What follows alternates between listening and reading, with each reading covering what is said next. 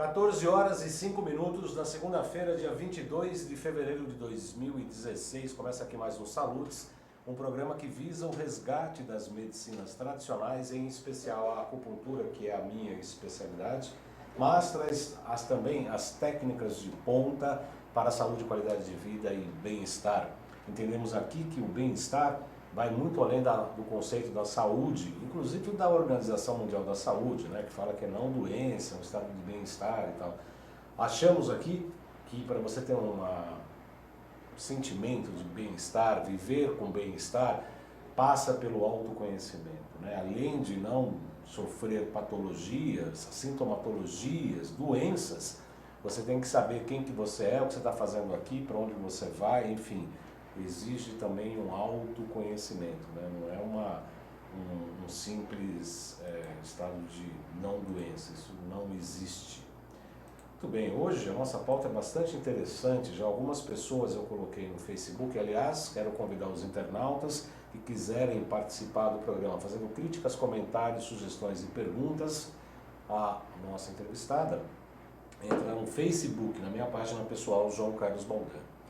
Porque eu já coloquei a chamada e já muitas pessoas, sou eu, eu também sofro, eu tenho rinite, eu tenho sinusite, eu quero participar. Então esta é a hora, porque a pauta de hoje é sobre alergia. Estima-se que entre 15% e 25% da população sofra de alergia respiratória e que 30% apresenta algum tipo de alergia, isso no mundo. Mas temos 7 bilhões de potenciais indivíduos a serem sensíveis a milhares de diferentes substâncias presentes no planeta, que já existem e aquelas que ainda vão existir, né? Porque o que não falta é produto sintético criado principalmente pela indústria farmacêutica, alimentar e de cosméticos. Essas 30% de pessoas no mundo que apresentam algum tipo de alergia, até o final do século deverão chegar a 50%, ou seja, metade da população, principalmente diante do aumento dessas novas substâncias sintéticas. Nós vamos falar hoje o que são as alergias, qual a real importância, como diagnosticar, como tratar, como evitar, e com um viés bastante interessante que nós temos aqui, muita gratidão aqui no nosso programa, que é a homeopatia. Para tratar desse assunto, eu tenho o prazer de receber hoje a doutora Márcia Gutierrez, que é farmacêutica formada pela Universidade de São Paulo, a USP, a segunda melhor faculdade de medicina, porque a primeira é a Escola Paulista de Medicina. São empatadas, mas aqui é a primeira, porque meu filho estudou lá, se formou lá, faz residência lá, então lá é a primeira e ponto, não tem discussão. Tá certo? Certíssimo, como pai. Como pai, tá certíssimo. Muito boa tarde, doutora Márcia Gutierrez. Realmente é um prazer recebê-la aqui. Ela já esteve no nosso programa 2 vezes. Iago, vamos nos entender aqui.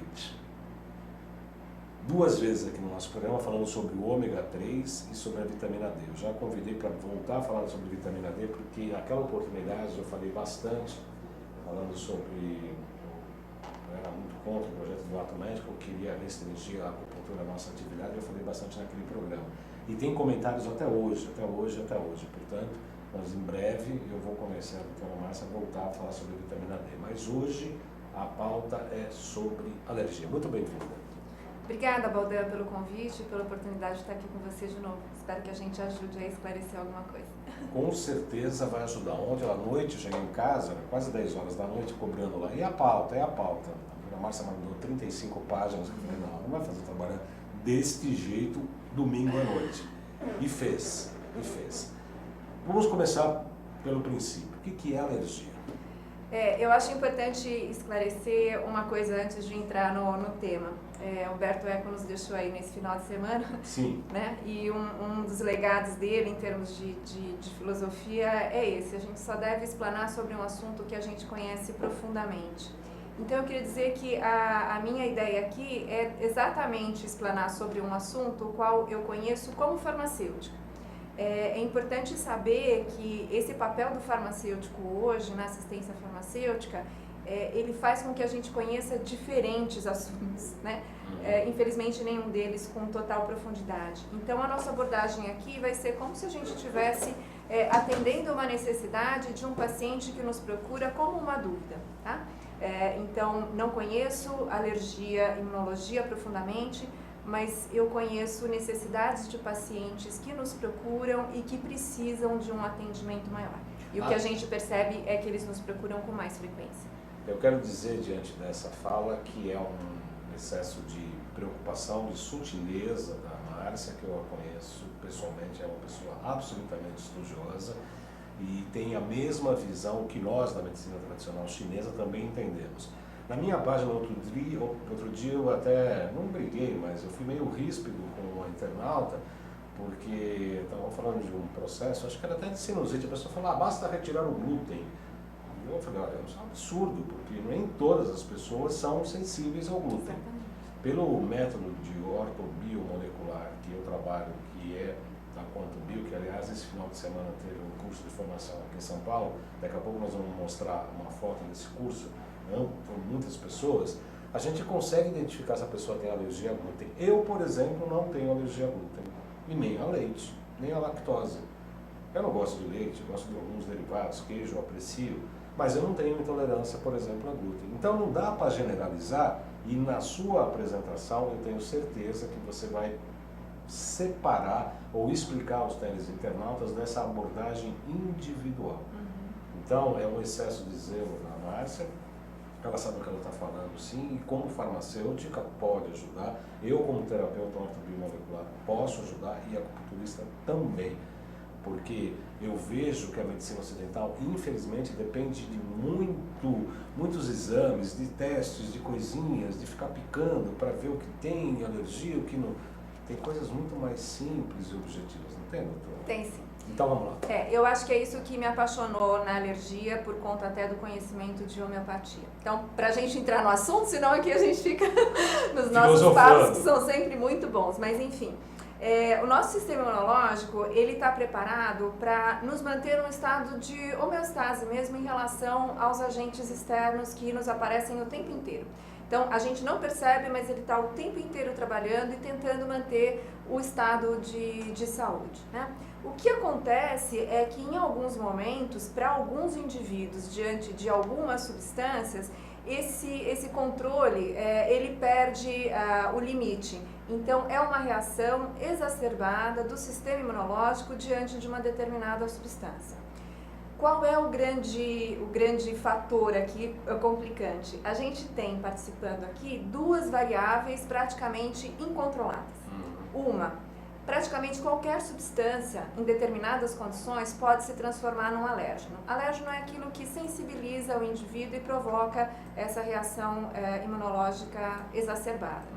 E o outro é a individualidade. É a possibilidade desse indivíduo reagir ou não diante dessa substância. E você não conseguir prever, né, se isso vai acontecer ou não. Então nós temos, como você disse, milhares de substâncias, sejam as da natureza, que a gente não pode evitá-las, já estão aí. Eu copiei de você. Todas que são e serão ainda inventadas, né, por todas as necessidades que a humanidade tem. Então é bom que essas substâncias apareçam, elas vão continuar aparecendo. E a gente tem toda a individualidade, toda a bagagem que esses indivíduos trazem ao longo da sua vida e que a gente não consegue prever. O que a gente percebe que está acontecendo, Baldan, e existem algumas hipóteses para isso, é que o número de pessoas que são sensíveis às substâncias do ambiente tem aumentado. Então, você falou em 30% pessoas no mundo têm algum tipo de alergia. Imagina você pensar que até o final do século serão 50% da população mundial, né? Imagina o impacto disso no serviço de saúde pública, por exemplo.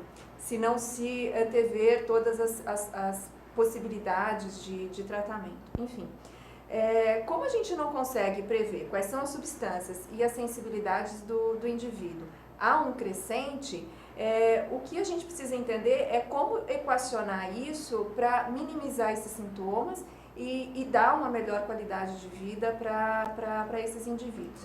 Uma das hipóteses, eles chamam de hipótese da higiene. Isso é bem interessante a gente pensar. Maravilhoso, maravilhoso. É bem interessante. Isso é bem interessante. Essa hipótese ainda não caiu por terra, então pode ser que ela realmente faça sentido. percebe-se que os países mais desenvolvidos, eles apresentam um maior número de pacientes desenvolvendo algum tipo de alergia. Então, se pensa que toda a questão de sanitária mesmo, de manutenção, de limpeza sanitária, mais as vacinações, devem estar levando os indivíduos a ficarem, na verdade, menos preparados para as diferentes situações e, portanto, mais reativos, né? Ninguém ainda derrubou essa hipótese, parece que ela vai se comprovando. E esse é um caminho sem volta, porque a tendência é que as questões de higiene e de vacinação, a gente vê toda hora novos micro-organismos aparecendo com necessidade de novas vacinas e imunização em grande escala, ou seja, eu vejo como um caminho sem volta, há mesmo um crescente, não sei como que a ciência vai lidar com isso, mas nós, do ponto de vista de saúde e de assistência à saúde, a gente deve estar preparado para esse quadro que se apresenta aí. Maravilhosa essa colocação, doutora Márcia, principalmente porque tem duas coisas que eu quero falar em relação a essa abordagem. Primeiro, que a gente fez um programa recente aqui com o Dr. Naif Tadeu sobre o Zika vírus, por exemplo, né? Sobre a microcefalia e etc. E aqui na oportunidade nós falamos da importância de você fortalecer o sistema imunológico, né? Quer dizer, outro tipo de abordagem. Hoje também a ciência fala que se deve deixar a água até 8 dias para que se crie ali os veículos de transmissão, né?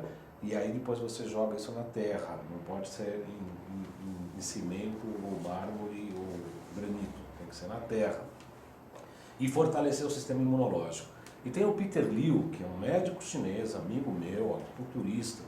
Ele coloca umas coisas naquele chinês macarrônico dele, muito interessante, falando o seguinte: olha, coma fruta sem lavar, coma verduras, de vez em quando não precisa lavar a mão, você precisa desenvolver, ter contato com a sujeira para você se desenvolver o teu sistema imunológico. Eu lembro, quando criança, que tinha algumas crianças, inclusive eu, né? A gente comia terra de vez em quando, né? Eu comia terra, por quê? Ou por uma falta de deficiência, sei lá o quê, ou às vezes a terra podia ser gostosa também, né? A gente estava com necessidade de comer aquilo. E vejo que nós, nos afastando da nossa própria natureza, a gente não sabe o que é bom e o que é ruim para nós. A gente acaba deixando. Quando eu estou muito mais concentrado, a gente percebe que tipo de substância que você precisa mais. Tem até uma abordagem, fala, olha, quando você for num restaurante por quilo, procure não pensar, pega a sua mão esquerda e vai enchendo o seu prato. Depois você olha o que é. Você toma susto, viu? Porque é uma coisa que você está buscando na tua própria natureza do elemento que você precisa. Eu acho essa abordagem absolutamente fantástica. Eu acho que esse é quase um instinto primitivo e animal, aí, entre aspas, mas veterinários que não aprovam o uso de ração, por exemplo, né, eles indicam isso, que na verdade o animal acaba tendo a necessidade daquilo que ele realmente precisa e pode fazer a escolha. Então, talvez se a gente tivesse essa pureza, acho que a gente vai ficando muito contaminado, né, com informações e Exatamente. com o desenvolver das coisas. Mas talvez se a gente pudesse ter essa pureza, conseguisse fazer essas escolhas. Como as escolhas não são feitas por nós, a gente fica cada vez mais exposto, né, a novas substâncias, inclusive as substâncias alimentares. Então, eu chamo a atenção, esses números chamam a atenção, e eu chamo a atenção aqui, para as questões de saúde pública mesmo, né? Um país como o nosso, onde mais de 90% da população faz uso do Sistema Único de Saúde, então a gente está falando de cerca de 180 milhões de pessoas que utilizam o Sistema Único de Saúde. Se 90 milhões dela, até o final, né, for precisar de uma assistência...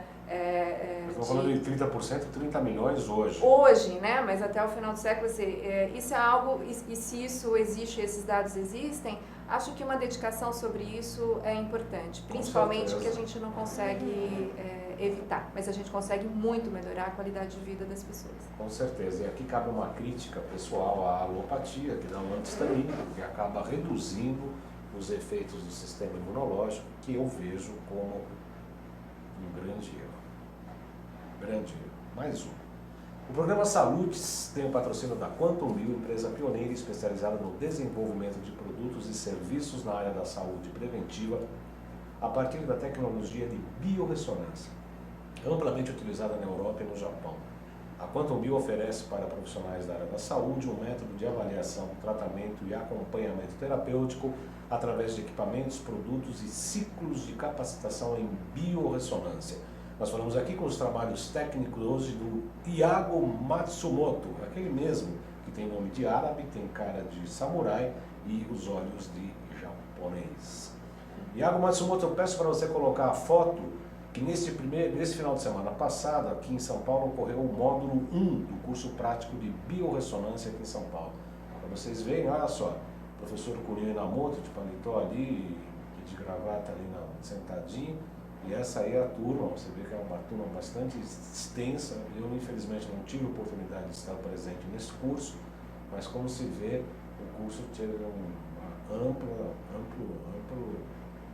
adesão aí das pessoas, dos terapeutas, médicos, psicólogos, terapeutas, e tem farmacêuticos também, inclusive, aí no meio. E essa foi a primeira turma do módulo 1, o módulo 2 ocorre dia 9 e dia 10 de abril. Pode voltar aqui, Iago, obrigado. E eu quero dizer também aos nossos teleinternautas, doutora Márcia, que esse método de biorressonância, a gente trabalha com uma aura-meter, e a gente coloca alguma substância para a pessoa pegar. Então dá ou ressonância ou dissonância com a pessoa, é uma coisa incrível. Às vezes as pessoas falam, estou tomando uma vitamina importada dos Estados Unidos, custa $135. Eu falei, traz para mim. Aí a gente coloca na aura-meter e mede com a pessoa. Dá para o seu cachorro, vizinho, papagaio, motorista, porque não te faz bem, é absolutamente normal. Pode fazer bem para uma pessoa, mas não tão bem para outra. Se você tem uma desconfiança de uma alergia, inclusive a gente faz testes alimentares, nós temos frequências de carne, suína, bovina, de leite, de trigo, tendo as bactérias, protozoários, vírus, AIDS, inclusive. A gente consegue ver e perceber se tem uma alergia ou não. Se tiver alergia, vai dar uma dissonância e é imediato. Simples, rápido e barato. Isso que você está falando, Baldan, é exatamente essa individualização que é apaixonante na alergia e na homeopatia, sim, né? Sim. Que é o que me aproxima, e eu acho que na verdade isso deveria ser a abordagem de todas as especialidades. Então, na alergia se tem a medicina baseada em evidências e a medicina personalizada como complementares e não antagônicas, né? Então, só para esclarecer o público, a medicina baseada em evidências é aquela que se baseia nos estudos clínicos, ou seja, na ciência mesmo, para justificar as diretrizes de um determinado tratamento, de uma determinada estratégia terapêutica. E a medicina personalizada, ela considera o indivíduo como o principal responsável pelas informações que vão desencadear o tratamento, ou seja, como eu disse no início, não são todas as substâncias que causam a mesma sensibilização em todos os indivíduos, nem são todos os indivíduos que têm a mesma sensibilização. Nem são todos os testes que são feitos para identificar possíveis sensibilização que vão dar o resultado da sensibilidade efetiva que o paciente tem. Nem a sintomatologia nem também. Nem a sintomatologia. Então, é importante, e isso acontece, o alergista não consegue atuar de outra forma, senão entendendo a partir dos resultados de exame diagnósticos, né? Ele não consegue evoluir sem os dados clínicos, sem a vida desse paciente, como é que ele reage a uma ou outra substância. Então, as diretrizes é a parte científica da medicina, e é importante que isso aconteça um mapa, um embasamento, e um caminho a seguir. Mas eu entendo que a arte da medicina, ela está nessa personalização. É quando você consegue bordar esse paciente, né, naquilo que ele realmente precisa. E ele é único na sensibilidade que ele tem, como ele é único na possibilidade terapêutica que ele tem com a homeopatia. Então, não vejo dissociação nenhuma entre a medicina baseada em evidências e a medicina personalizada, como eu não vejo entre a abordagem que a homeopatia faz e que os alergologistas fazem e percebem que isso é efetivo para o paciente. Eu acho que a única contradição, acho que a senhora vai acabar não concordando comigo, uma pessoa ligada às entidades das farmácias homeopáticas, já foi presidente da Associação Brasileira de Farmácias Homeopáticas, ocupou um cargo importante na associação. Eu estudei na USP, fiz pós-graduação em psicopatologia, eu fiz uma monografia sobre acupuntura e depressão, e a gente falava muito da interdisciplinaridade.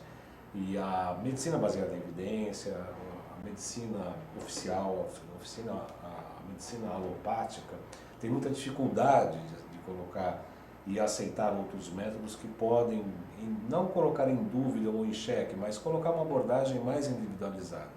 Porque é importante o estudo estatístico, é importante saber desses números, das evidências científicas, mas a gente, como você mesmo disse, eu coloco a acupuntura como uma arte terapêutica. Por quê? Porque cada abordagem de um indivíduo é única. Você trata a enxaqueca com duas, três pessoas com enxaqueca com pontos de acupuntura absolutamente diferentes. A Nilta Pinheiro de Poá, boa tarde, Baldão, boa tarde, Márcia, muito boa tarde, Nilta, seja bem-vinda mais uma vez. Ela escreve o seguinte: certa vez surpreendi-me ao saber que mel pode causar alergia, pois testes de alimentos comprovaram isto em minha mãe. Podem ser os agrotóxicos nas floradas ou do próprio mel? Olha, muita coisa a ser considerada aí, Baldão. O mel em si, eu desconheço que ele possa provocar. O que a gente tem bem conhecido é a geleia real. Pode causar? Pode causar alergia. O veneno da abelha, né, que é muito estudado. No Brasil são 40 mortes ao ano por anafilaxia ao veneno da abelha. Isso é um número importante, anafilaxia morte, né, e é muito rápida. Agora, precisa entender se é alergia ou se é intolerância, que é uma das coisas que a gente vai falar sobre o alimento, né?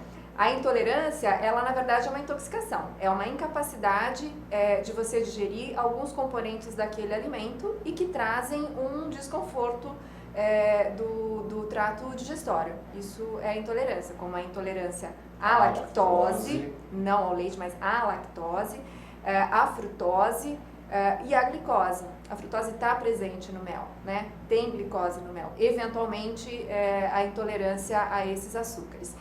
Eu não acredito que o mel tenha alguma coisa alergênica, né? Um componente alergênico eu desconheço, posso depois buscar mais. Mas relacionado ao mel, a gente tem... Já li um trabalho sobre o própolis, poder causar também, ter uma ação alergênica, mas relacionado à abelha, o principal agente alergênico é o veneno dela, né? Os três insetos importantes do ponto de vista da alergia: a abelha, a vespa e a formiga. Interessante. Eu quero comunicar também, vai ter um curso de pós-graduação promovido pela Quantum Bio aqui em São Paulo e em Porto Alegre. Eu farei aqui em São Paulo. Módulo 1 é Física e Biofísica Quântica na Saúde, Princípios de Física, Energias e Ondas. Porto Alegre, 5 e 6 de março, aqui em São Paulo, 19 e 20 de março. Essa aula inaugural será com o professor Kunio Inamoto. O curso de 1 ano, eu participarei, vai ter que fazer TCC de 60 horas, é um curso de pós-graduação reconhecido pelo MEC em biorressonância. Eu farei esse curso sim. Muito bem, então a intolerância é exatamente isso, quer dizer, eu não consigo digerir e ele acaba aqui gerando toxinas. Aliás, a medicina tradicional chinesa, alguns médicos começam a falar isso agora, mas os médicos chineses antigos, de 5 mil anos atrás, falavam todas as patologias começam no intestino. Eu vou complementar aí com você. Essas histórias de evolução são bem interessantes, eu acho que a gente não deve deixar isso para trás. Uhum. É muito comum quem tem alergia já ouviu falar de atopia e já ouviu falar de uma siglazinha que os acompanha sempre, que é o IgE. Então, IgE é um dos anticorpos que o organismo produz como elemento de defesa e ele é o elemento de defesa imediato, então é o de reação imediata, né? Os indivíduos atópicos são os indivíduos que têm uma grande produção, muito rápida, em grande quantidade de IgE. Por que é que eles produziriam isso diferente de outros indivíduos? Aí dentro das hipóteses, né, levantadas, está mesmo a de evolução. Parece que inicialmente a IgE é um anticorpo que estava envolvido na proteção exclusivamente do trato intestinal contra parasitas. Então era a função primordial dele. Na medida que o homem vai se afastando dessa possibilidade parasitária, esse IgE perde um pouco o seu foco de ação. Talvez essa pudesse ser, o homem talvez esteja passando por um período de adaptação da função desse IgE, que é extremamente importante essa ação, essa característica do indivíduo produzir grandes quantidades. Ele realmente fica um indivíduo atópico, normalmente começa de bebê mesmo, são as dermatites atópicas que afetam principalmente bebês e que na evolução como doença dentro do quadro de atopia passa para um quadro respiratório importante, e aí ele evolui para asma, para rinoconjuntivites, né, que são as 3 principais reações advindas de um indivíduo atópico. Então, talvez a medicina chinesa tenha uma sementinha dessa situação que é levantada pelos alergistas hoje como um estudo, né? Porque eu acho que o grande desafio dentro da ciência, de quem estuda isso, de quem vê um paciente com necessidades especiais relacionadas à alergia, porque pense bem, você alérgico a uma determinada substância, a primeira ação, olha, afaste-se dela, né? Se essa substância é um alimento corriqueiro, se essa substância está no ar, se essa substância faz parte do seu trabalho, que são as alergias ocupacionais, como é que você vai fazer esse convívio, né? Então, o grande desafio é realmente resolver essa situação, como é que eu faço esse indivíduo realmente poder viver dentro de um planeta onde existem substâncias ao qual ele reage contra de uma maneira tão exacerbada. Então, as hipóteses que a gente vem lendo e que os pesquisadores têm apresentado são bem interessantes. Eu acho essa evolutiva bastante interessante. Né? A Nilta Pinheiro fala que o teste de biorressonância de alimentos, o mel ficou como sempre proibido. Imagino que foi feito um teste de biorressonância com a sua mãe e o mel foi retirado. Então não tem saída, precisa retirar nesse primeiro momento. Depois, com um tempo, depois do sistema imunológico mais ou menos equilibrado, pode-se ter uma tentativa de desensibilizar, né? Um pouquinho devagar, você vai colocando um pouco, vai avaliando as reações, mas no primeiro momento, quando a biorressonância deu negativo, deu proibido, deu dissonância, eu recomendo que realmente se retire e aí depois, com o tempo, tentar que essa sensibilização se reduza. Muito bem, aí temos como é que a homeopatia, depois eu vou falar um pouquinho de como é que a acupuntura pode ajudar isso, né? Como é que a homeopatia hoje pode ajudar no diagnóstico de uma alergia? No diagnóstico não tem muito jeito não, Valdan. De fato, o profissional homeopata, realmente se procurado, o alergista, enfim, é fundamental para iniciar qualquer situação saber a que agentes esse paciente é sensibilizado. E diagnósticos é o que não falta, né, de todo tipo. Então você tem desde o prick test, que é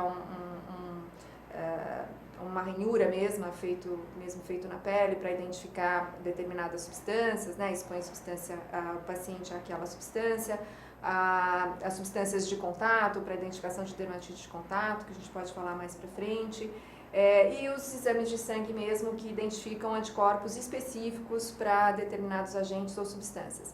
De novo, o fato de o paciente ter positivo, né, o teste para determinadas substâncias não quer dizer que ele seja alérgico àquela substância e ele não pode entrar em contato. Sempre tem que fazer, o médico vai fazer um histórico desse paciente, de vida desse paciente e entender quais são as limitações reais que ele tem, né? Ele pode ter um marcador de sensibilidade, mas de fato já ter conseguido resolver isso daí. Uma vez identificado isso e quais são os limites que esse paciente tem, como terapêutica, claro, a gente tem que dizer aqui que o padrão ouro, por exemplo, para as rinoconjuntivites e essas respiratórias, é mesmo a imunoterapia, que se aproxima muito do conceito da homeopatia, né? Então, na imunoterapia, o paciente é submetido a concentrações muito pequenas de determinados agentes ao qual ele é sensível, né? Isso normalmente são ácaros, fungos, pólen, essas substâncias, né?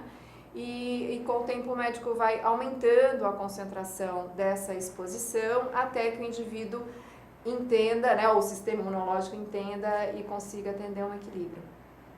Isso é muito parecido com o que a gente faz na homeopatia, né? Para tudo, não só para as alergias. Mas o mecanismo é muito parecido, quer dizer, a gente explica muita coisa hoje da homeopatia usando esse mesmo modelo de dessensibilização. Então a gente tem desde o uso de metais pesados em doses absolutamente pequenas, né, infinitesimais, em, por exemplo, animais de laboratório, ratinhos que são intoxicados com esses metais pesados, e consegue avaliar depois a eliminação desses metais pesados com a administração desse dessensibilizante homeopático. Então a gente tem os homeopatas, os alergologistas, que acabam utilizando a imunoterapia, que é o padrão ouro dentro da ciência, né, dentro daquela medicina baseada em evidências. E a gente tem a homeopatia, que dentro da medicina baseada em evidências na homeopatia também consegue identificar a administração desses agentes na forma dinamizada, né, na forma de preparo do medicamento homeopático, como dessensibilizante. Talvez essa seja hoje a principal corrente de terapêutica que a gente atende na farmácia, em especial na pediatria.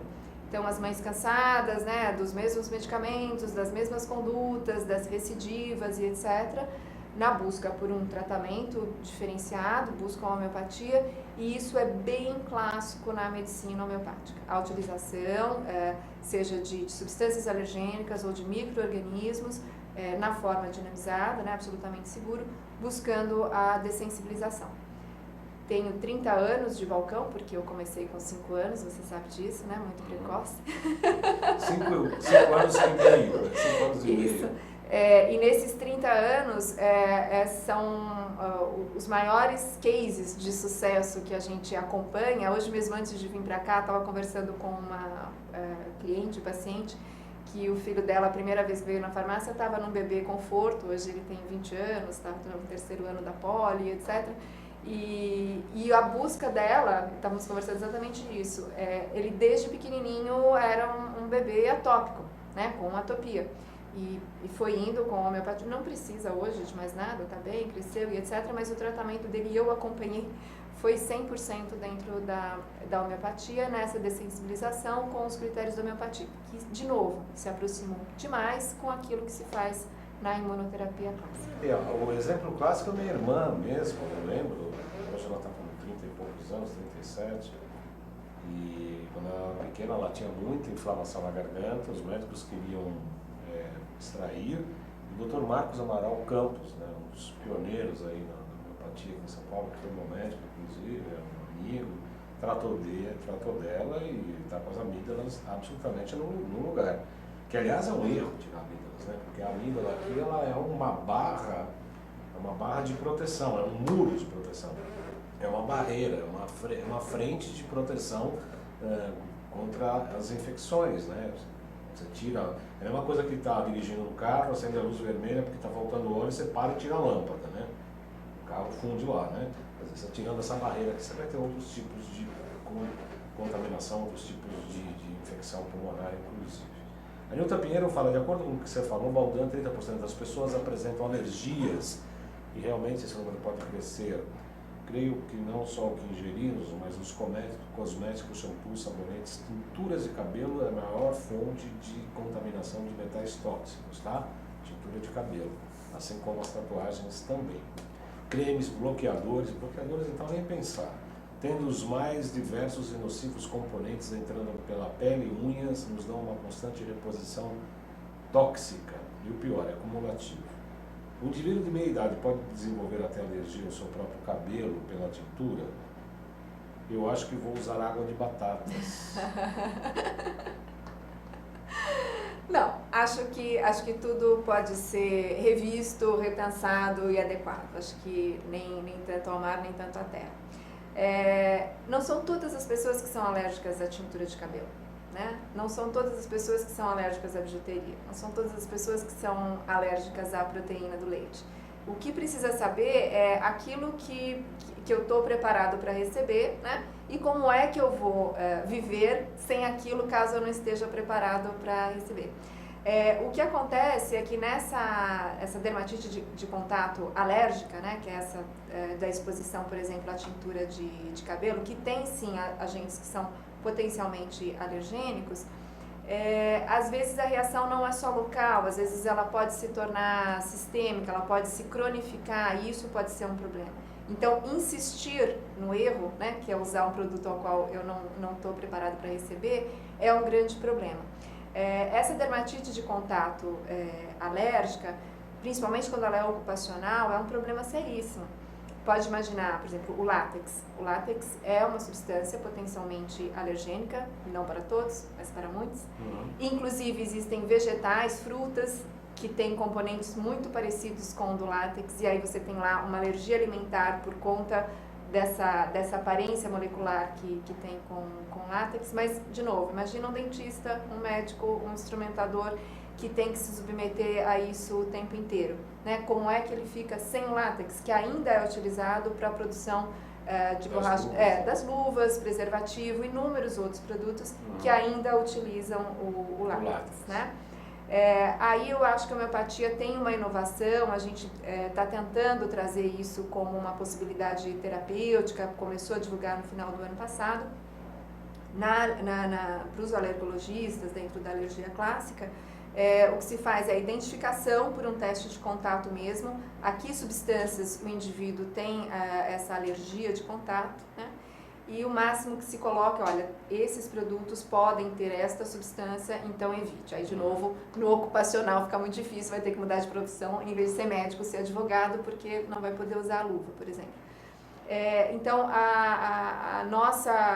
o que a gente tem alertado é a possibilidade da homeopatia utilizar essa dessensibilização com a substância idêntica àquela que causa... Por ingestão infinitesimal. Exatamente, infinitesimal, não tem mais a presença da substância, enfim, é a clássica homeopatia, né? E é exatamente aquela na qual a gente testa a veracidade, né, a eficácia da homeopatia por inúmeros trabalhos que já foram publicados. É o que melhor a gente consegue demonstrar, não a ação da homeopatia em si, mas das soluções infinitesimais, onde há realmente uma eliminação. Então, aí obviamente, né, o médico precisa, o homeopata, fazer uma avaliação, primeiro, de que substâncias de fato causam. Então, no caso da colega da ouvinte, se há mesmo, se é mesmo a tintura de cabelo. E assim, não é a tintura inteira, né? Ela tem alguma substância lá dentro, por isso que é importante essa identificação precisa de qual é a substância e exatamente essa substância ser utilizada para fazer a preparação. E aí o médico identificar qual é a melhor potência, qual é a melhor frequência, qual é a melhor composição. Não é só isso que a homeopatia entende como o primordial, ou seja, existe o todo do paciente que precisa ser tratado, ou seja, ele precisa de um estado de equilíbrio, né, para que essa ação quase que local de reestruturação do sistema imunológico possa atuar de melhor maneira. Mas isso é conhecimento médico, o que a gente está tentando favorecer é essa substância da forma mais pura possível. Você falou do conhecimento médico, mas eu vou puxar a sardinha para o nosso lado, como terapeuta ortobiomolecular. Acredito que poderíamos trabalhar em conjunto de uma maneira muito eficiente, porque por esse método da ortobiomolecular e pelo método da biorressonância, nós somos capazes de identificar quais são os principais fatores alergênicos. Seria muito interessante que a ortobiomolecular pudesse se unir com a homeopatia e trabalhar juntos nesse sentido. Tenho certeza que obteríamos excelentes resultados. O Bernardo Rodrigues fala: boa tarde, Baldan, boa tarde, doutora Márcia. Gostaria de saber das reações alérgicas em relação a corantes artificiais. Obrigado. Eu imagino que corantes artificiais você deve estar se referindo aos alimentos, imagino, não é, Bernardo? E agora? Os corantes entram na mesma linha dessa reação imediata, uma substância estranha, né? Eu queria ressaltar a importância dessa alergia alimentar, que por algum motivo ela também vem crescendo, talvez até numa velocidade um pouquinho maior que as demais alergias. E isso é um problema sério, porque afetando crianças, por exemplo, isso traz uma limitação, né, social e de hábitos de vida muito, muito importante. Então, como reconhecer que essa criança tem uma alergia alimentar, uma potencial alergia alimentar, diferenciar a alergia de uma intoxicação ou da intolerância alimentar e procurar ajuda o mais rápido possível. porque essa alergia alimentar, ela pode sim causar, né, em algumas crianças, né, em alguns indivíduos, até indivíduos adultos, porque assim, existem algumas alergias que acontecem bem de cedo, bem cedo. Então, uma delas é a alergia à proteína do leite de vaca. As hipóteses para isso o término precoce do aleitamento materno e a exposição precoce a uma proteína diferente que é a do leite de vaca. Isso pode ser para um sistema imunológico que não esteja preparado. Mas existe fator de hereditariedade também envolvido. A vitamina D já foi colocada como uma possibilidade também, ou a deficiência durante a gravidez ou do próprio bebê. Existem alguns trabalhos que mostram que uma suplementação importante de vitamina D conseguem reverter algumas dessas situações, mas enfim. A proteína do leite, a criança ao longo do tempo consegue muitas vezes retornar ao seu status anterior, mas por exemplo, as nozes, amendoim, o trigo, às vezes são alergias que permanecem até a fase adulta, né? Podem aparecer com o passar do tempo também? Nos adultos você pode ter, mas não tinha nada como criança, aparece mais lá na frente, principalmente as relacionadas aos crustáceos, aos frutos do mar, essas proteínas, né? O que é sério disso? Que uma constante sensibilização a essas substâncias pode levar sim a um choque anafilático, pode levar à morte.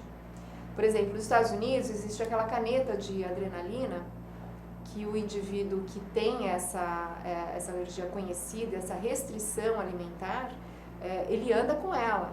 Porque se tiver a reação, né, edema de glote, né, o fechamento da glote, é uma apertada dessa caneta na coxa e consegue reverter e a pessoa sobrevive. Por incrível que pareça, no Brasil não tem essa caneta registrada pela Vigilância Sanitária, pela Anvisa, né? Ela não está registrada, não está. Quem tem no Brasil compra fora, custa 600, 700 reais uma caneta dessa, né, para uma aplicação, mas ela é fundamental.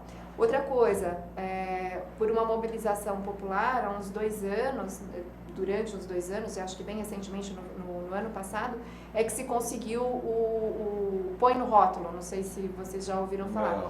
Mas é que os fabricantes de alimentos identifiquem exatamente que substâncias estão nesse alimento para aquele indivíduo que é alérgico saiba se ele pode ou não consumir. Então imagina, quem é alérgico à proteína do leite, muitas vezes é alérgico a qualquer quantidade dessa proteína. Se houver traços do leite nesse alimento, isso já é suficiente para desencadear uma reação alérgica importante.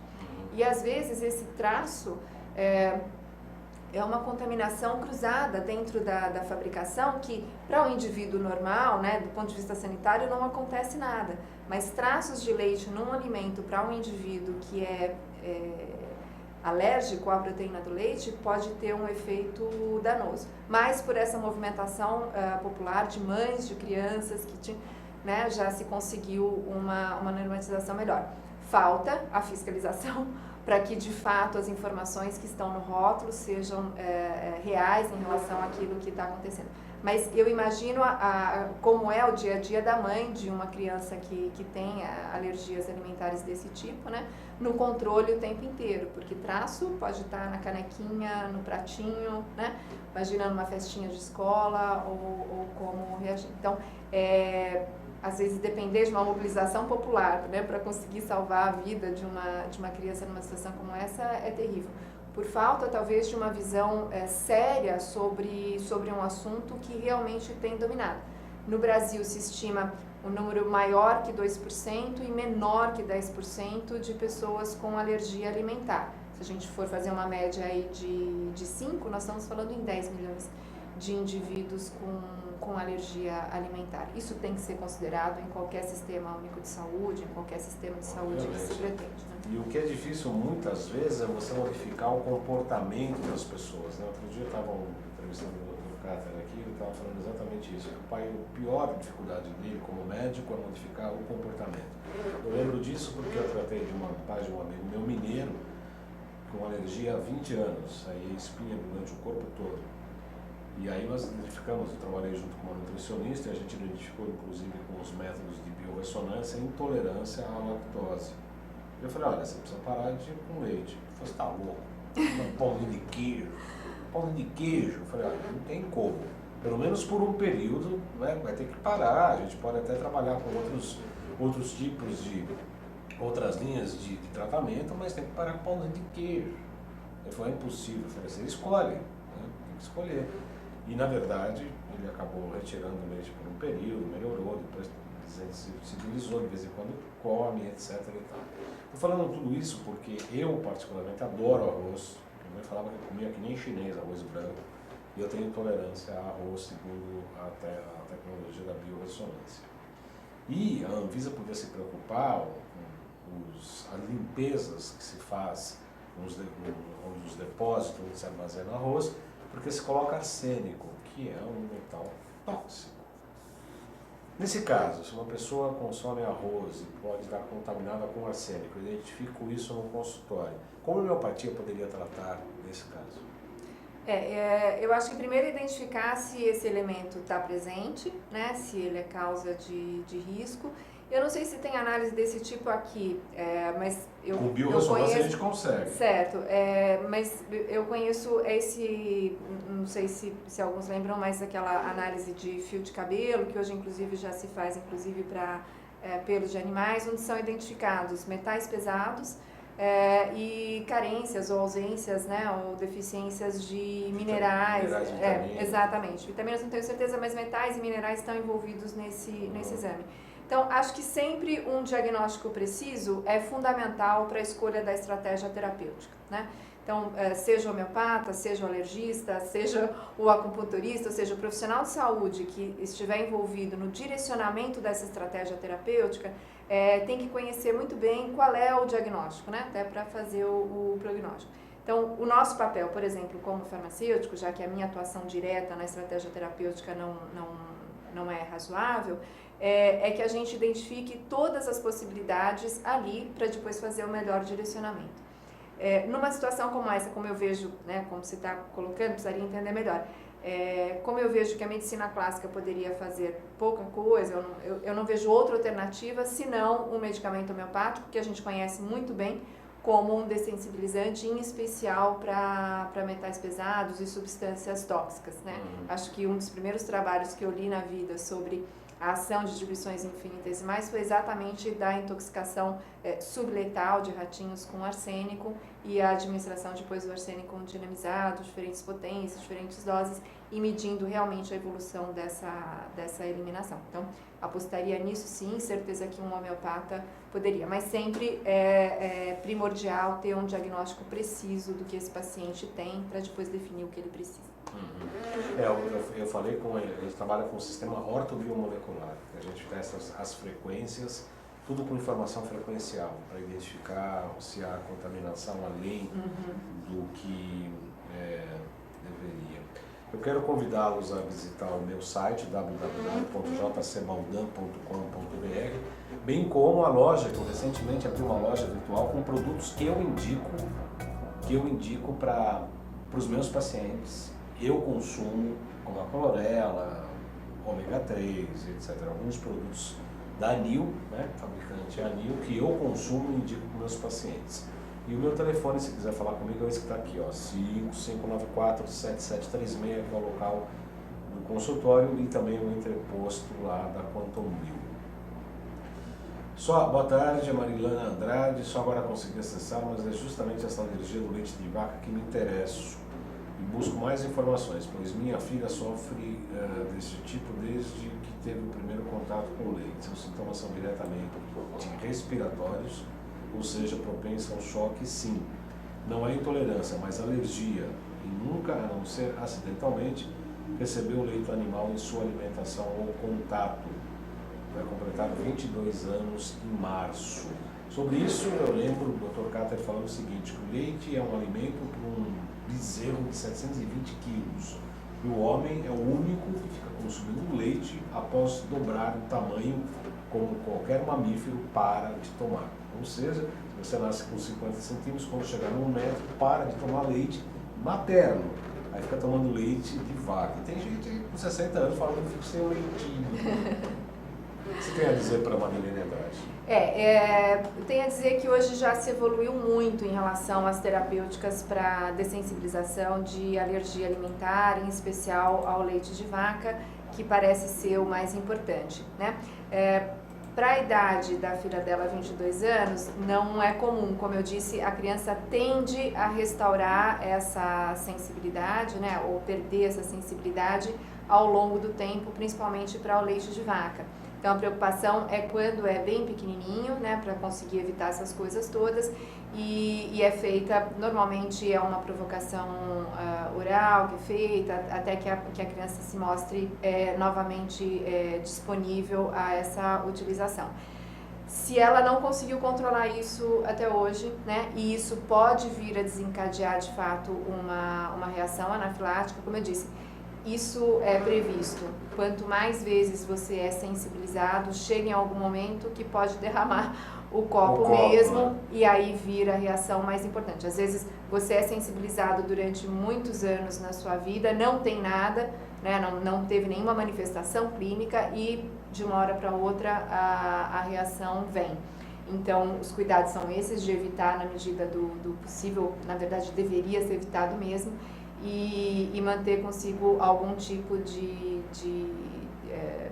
tratamento próximo, por exemplo, a caneta de adrenalina. Não sei qual é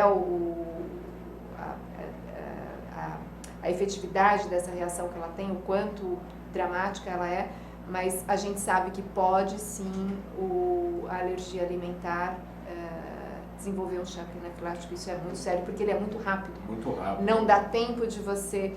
Então, às vezes a gente ouve o seguinte: eu sempre tenho alergia a determinado ou alimento ou medicamento, que isso é uma nova... Imagina que você é alérgico a um medicamento, né, uma substância química, e só que você precisa daquele medicamento, né, sem uma alternativa. Isso é seríssimo. Existe um grupo na Unifesp, que você gosta bastante, mas é um grupo importante, que hoje tem se dedicado ao estudo exatamente disso, né, da alergia a medicamentos, como você contornar isso. Mas voltando à alergia alimentar ou outras alergias de modo geral. Então, eu tomo antihistamínico e aí melhora, ou eu tomo anti e melhora, e vou fazendo isso porque eu não consigo ficar sem. Isso é um risco enorme, porque você não tem os sintomas, mas você continua sendo sensibilizado. E na hora que vier um choque... Bomba relógio embaixo do tapete. O choque anafilático, alguém que já leu sobre isso, já soube sobre isso, às vezes não dá mesmo para o socorro, porque você consegue reverter isso com uma dose de adrenalina, e você não tem isso, por exemplo, na farmácia para eu injetar em alguém e resolver, né? Essa pessoa, ela precisa ser atendida em pronto-socorro, né? Então, é seríssimo. O meu conselho para quem conhece que é sensível, sabe que isso faz parte da sua restrição, é evitar isso ao máximo, é que isso não faça parte do seu dia a dia. É sério mesmo. A gente fica pensando que alimento é algo que, né, eu come e tá tudo resolvido e digere, etc. Alimento hoje é uma grande preocupação. A gente tem um número importante de excelentes profissionais hoje que só se dedicam à alergia alimentar. A Marilene Andrade falou assim, a filha dela é prova viva que não precisamos de leite, ela é linda e saudável. O sogro tem a mesma reação que ela, a filha, porém, dele é de medicamentos. A Nilta Pinheiro lembra que leu um estudo sobre tratamento com radiação nos silos de produtos para não mofar ou evitar carunchos. Horrível isso, né? Eu também acho. Evita-se caruncho, você come radiação. Na verdade, eu queria fazer uma observação sobre isso. Não é tão ruim. Qual é o nome dela? Nilta. Não é tão ruim assim. Na verdade, isso é até bastante usado em fitoterapia. É uma radiação gama. Ela não deixa nenhum resíduo. Mas também para caruncho? Ela acaba inibindo essas fontes viáveis de organismos, né? Ela não deixa resíduo, né? Nem alimento, nem... O processo é relativamente barato, ele não é muito caro, e isso ajuda bastante, principalmente na conservação de plantas em fitoterapia e acredito também de alimentos, mas para ficar tranquila porque ele não deixa resíduos e essa é a grande vantagem. Agora o arsênico não. Não, o arsênico acho que eu desconheço esse tratamento, mas se ele existir não me parece nem um pouquinho adequado. Eles usam em silos de arroz para desinfetar o arsênico. A grande maioria do arroz é contaminado por arsênico e a gente percebe isso inclusive com os nossos testes de biorressonância. Inclusive o produto que tem... Eu atendi recentemente uma mulher que mora na Suécia e eu fiz o teste com ela, ela falou, eu dei, ela falou, olha, você que nem eu adoro arroz, eu como de vez em quando não, toda semana, reduzo um pouco, dou mais preferência para o feijão, etc. Mas para mim o arroz não faz bem, para ela também deu que não faz bem. Ela, no dia seguinte levou o filho dela, inclusive com o espectro autista, a gente está tratando com ortobiomolecular com bons resultados, inclusive esquizofrenia, não cura, mas a redução de nervosismo, a redução de apagamento, muito interessante, desintoxicando o metal tóxico. E ela trouxe o arroz integral. Não, vamos testar o arroz integral. Eu falei, não, mas é a mesma coisa, porque é a frequência. Não, testa aqui, esse arroz aqui. Esse é integral, é natural, não sei da onde. E deu negativo da mesma maneira. Entendi. Né? Quer dizer, então, às vezes é um tanto quanto difícil a gente mudar o comportamento, mesmo sabendo que aquelas determinadas substâncias podem causar determinado tipo de alergia. E ela tem outra pergunta mesmo, sério mesmo? Quase tudo é nocivo? E o arroz integral orgânico, tá vendo? Acabou de perguntar, Nilton, é a mesma coisa. Se deu da dissonância no arroz branco ou orgânico, é o mesmo, a mesma informação. Em relação a isso é muito interessante porque as pessoas buscam enganar. Agora, sobre o ponto de vista psicológico, essa é uma coisa muito particular, né? Que a gente de vez em quando liga umas coisas assim, e eu imagino que a intolerância alimentar ou a alergia, de uma certa maneira, eu acho que tem a ver com processos, você não vai concordar comigo, nem tenho certeza que você não vai falar isso. Vamos ver. Mas eu acho que tem a ver com um pouco de baixa autoestima. Não sei qual é o seu conceito. Sistema imunológico baixo, né? Se eu não estou... Não, mas eu não consigo aprofundar. Essa linha, né? Eu teria que conversar mais com você sobre isso, mas veja bem, o sistema imunológico, ele é dependente de uma série de estímulos. Não é só a questão de você receber uma substância estranha e aí vem o mecanismo-chave, fechadura e resolve aquilo, né?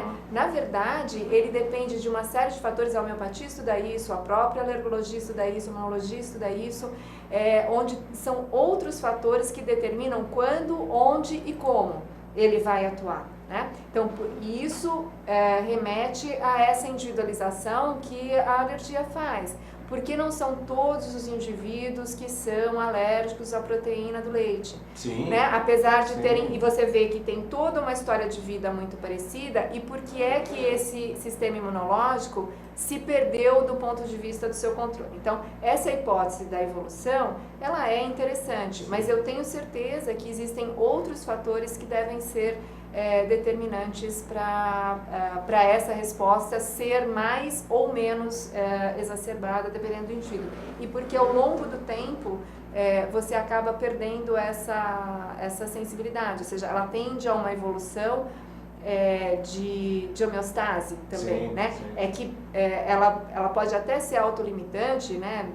Até determinado ponto, mas ela depende de um tempo para que ela se restabeleça. Isso porque todos nós tendemos ao equilíbrio, na verdade, né? A nossa força vital, a energia vital, ela existe, o escopo do trabalho dela é nos manter dentro de um estado de equilíbrio como um todo. Então eu fico imaginando que a identificação de que há esse efeito exacerbado fora do equilíbrio, há uma movimentação do organismo, né? E se você tiver esse apoio da homeopatia, né, nesse substrato, nesse terreno, mantendo de acordo, as coisas de apoio, seja com medicamento homeopático, a imunoterapia, o que for, para tentar resolver esse problema, a tendência é que a gente volte ao estado. Mas essa personalização, a individualização, a medicina personalizada é que vão conseguir entender que necessidades reais esse indivíduo tem.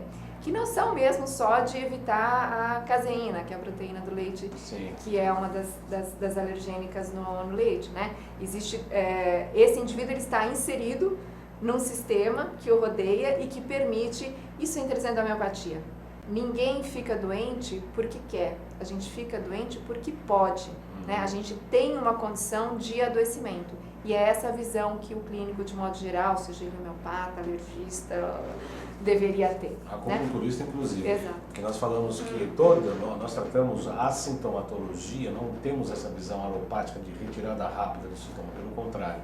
Se a pessoa está doente, é porque aquela sintomatologia está mostrando algo de errado que a pessoa está fazendo consigo própria.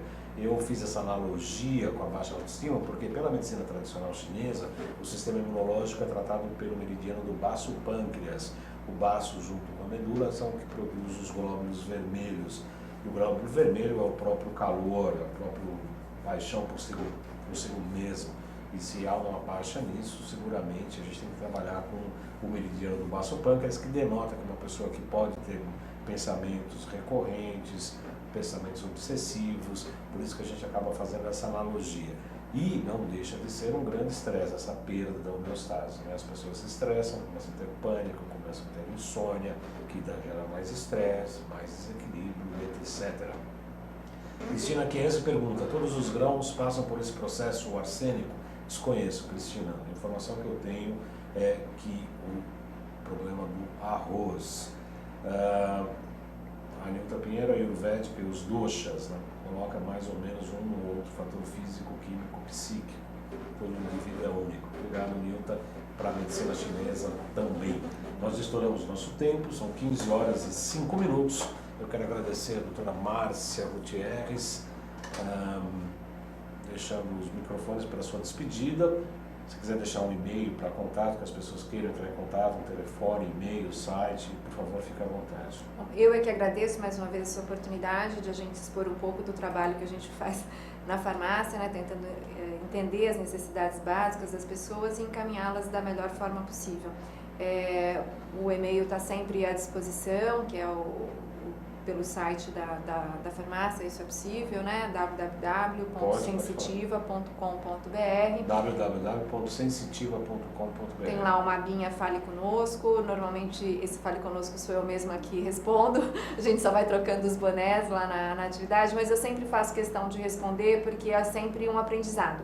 Cada pergunta aqui que a gente recebeu acabou sendo, né? Eu quero saber um pouco mais dessa questão do arsênico e vou inclusive saber um pouco mais da questão do mel, se há alguma coisa mais alergênica nele que eu desconheço. Então, sempre é um aprendizado. Um aprendizado contínuo. Eu costumo dizer, né, eu me tornei um terapeuta, um bom terapeuta, me julgo um bom terapeuta assim, que além dessa formação em acupuntura, eu sempre entrevistei muitos médicos aqui, muitos psicólogos, psiquiatras, terapeutas nutricionistas de várias áreas, e todas as informações a gente acaba agregando ao nosso trabalho clínico, né? A gente sempre agrega todas as informações, todos os filmes estão disponíveis no YouTube.